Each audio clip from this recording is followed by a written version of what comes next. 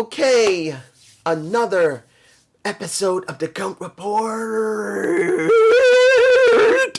I don't know. I have a sock on my mic because I use what is a Zoom H1N, and I thought because of how the echo has been or how the sound clips, I put a sock mic on it. So I don't know what's going to be on the last video, which was for Eva Marie. So I'm hoping that you can hear me. And I'm going to have to adjust sound on post to make it a lot louder. But I thought I was hoping the sock would be a little more better. And I don't clip so much. All right. This video, excuse me, I'm still sick, sorry. This video is about Botchamania. One of the YouTubers that many people love to look at and see all the botches that happen on wrestling promotions like AEW, WWE, Impact Wrestling, maybe MLW, whatever he or she thinks, because I think it's a guy. He or she, I think it's a he. Whatever he likes, he puts up and entertains you. At least until a day or so ago, or a few days ago, when his channel was pulled down from YouTube and terminated. Yes. Now, I will leave the link in the post of what I found. And Botchamania had copyright basically strikes put on his channel because of any content that got flagged. And in this case, it was AEW's content of roughly 30 seconds of their content on his channel, and someone flagged it, maybe more than once, and he got pulled down. Now, I've checked to see if he's back, and he is back. Botchamania, when I saw the posting yesterday, when I was trying to go and do all the stuff I had to do because I needed some medicine for while I'm being sick. When I came back and checked to see about the information of Botchamania, because I did want to do a Gump report on it, I checked to see if he came back, because understand this, guys, YouTube can pull you down and terminate you if there's any copyright strikes or community guideline strikes, but it does not mean it can be permanent, because they can pull you back. They do have your channel in a backup server, and they can pull your content back. You can get it back. So when it comes to Botchamania, yesterday he looked like he was back, because that's when I saw it. So here's the question: why was he pulled down? My guess is that someone in AEW, because they talked about Audrey Edwards posting on Twitter that there was like 30 seconds of AEW content, and I believe. I'm not remembering very much from the post itself. I think that's what it is right now. But the point of this is, Botchamania has been known to capture botches on any show and any match. Period. That's what that channel does. That's the reason why people like it, because they catch something that someone will miss. Now, if AEW is becoming oversensitive, we got an issue here. Because by you pulling down people's videos, or worse, their channel, because of something that you think is going to make your promotion look bad, I can understand to a certain extent. Let's be honest. You don't want bad publicity on your promotion or your YouTube channel if you have one while you have a real promotion like AEW does. Because they're still doing Be The Elite, they're doing Elevation, and they're doing Dark. They don't want any bad publicity on their YouTube channels or their actual main promotion on TNT. No problem with that. That's what, if you're in their position, you want to do it. But also, for a channel that isn't huge, Botchamania isn't a huge channel. I think he only has maybe 17 or 18,000, or how many subscribers? Either he's at 18,000 or 180,000. I don't remember how many he has. He's been around way longer than me, I guess. But the point is, for Botchamania to be pulled down by this shows oversensitivity. Look, let's be honest here. Unless it's really bad, that someone had died or became paralyzed, that's understandable. But if it's just a plain old botch, something that was silly or stupid because one of the wrestlers made a mistake, it shouldn't be flagged, because he's been around for years. Years, guys. And don't think it was around my time, because I think he came up maybe 6 or 5 years ago, I think. It's hard to remember. But for Botchamania to be pulled down, unless it was something showing something very bad, like the person becoming paralyzed, that's understandable.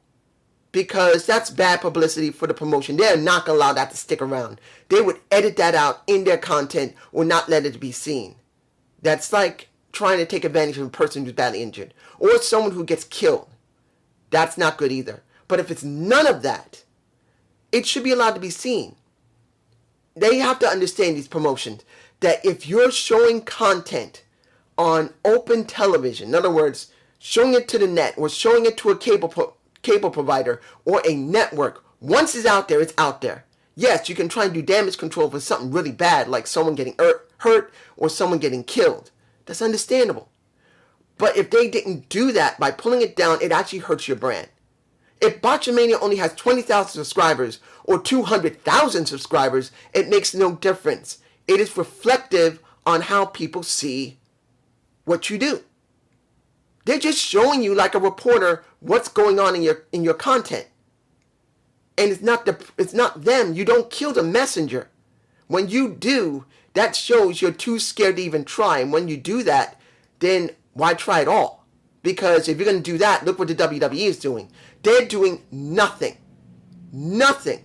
They're not trying to build new stars. They're not trying to give you entertaining television. They're just giving you bare bones. Sorry for the noise, guys. They're giving you bare bones. So why do you care about the WWE much? If you're a wrestling fan that really cares about having really good content with your talent, showing the talent can act, showing the talent can go in the ring, and you, the company itself, showing that you have great production value for showing them what they can do.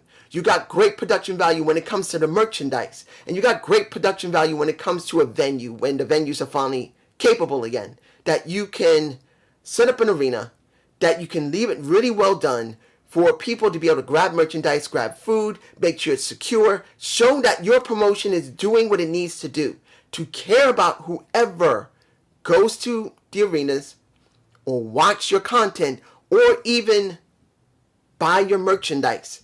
If it's done correctly by the company in conjunction to who owns and runs the venue or owns and runs where you get your material for your merchandise, and the networks as well, because the networks also have to be able to take care of you and show your content. As long as those things are good, you're good. But if you're jumping the gun like this, being oversensitive, it is going to leave a bad taste in many wrestlers' mouths themselves. They're not going to like it. But of course, they can't say a lot. And then it's going to leave a lasting taste in the mouth of the fans, who are not going to be happy about what's going on with the wrestlers, and definitely not going to be happy what's going on with the You don't want Tony Khan to act like Vincent Kennedy McMahon at 74 or 75 years old. Vince does not care. Let's make this very clear. Vince doesn't care. Not one bit. He cares about content that he likes, not the content of the fans. Because if you look back 15 years ago, Vince cared about enough of the fans to make sure that things went the way they liked, or at least led them to something that looked like it will work. Now Vince doesn't do that anymore. Vince only allows things that he likes. It is obvious that he's booking the way he wants, not booking the way he wants that will make the fans happy. He's booking it that will make himself happy. Period. And then he's making it seem like, well, the fans will like whatever I do because I do it. No. Vince was different years ago. He understood that the business he decided to join with his father, Vince Sr., wasn't just about trying to make a profit. It was trying to entertain people with a genre that was very popular and very widespread, that made good damn money. And he knew, Vince Sr., how to get the people to care. And that is how Vince Jr. acted. He tried to imitate his father. He heavily expanded on it before his death. And now he made a multi-billion-dollar conglomerate out of it.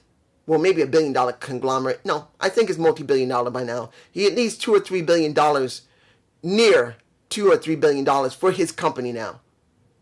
All in assets that are probably locked up or maybe is liquid. My guess is $2 billion. But the point of this is when it comes down to it, by you killing a channel like this, who has some influence on diehard fans, the ones who will buy your product more than any casual, with all the trimmings of your merchandise, no matter what it is. By doing this, sends a bad message. Good though that Botchamania is back though, because if you go and check out when you go and check Botchamania, he is back. His channel's back already. But here's the kicker. From what I can tell, before the posting of the last video, the last thing he actually did was almost a month ago. So whatever he had to remove to get the channel back, it's gone. He hasn't done anything other than that month. Everything else before the month is gone. So it's easily that content has been deleted. Either he did it or YouTube did it. They gave him back his channel and took away the things that didn't work.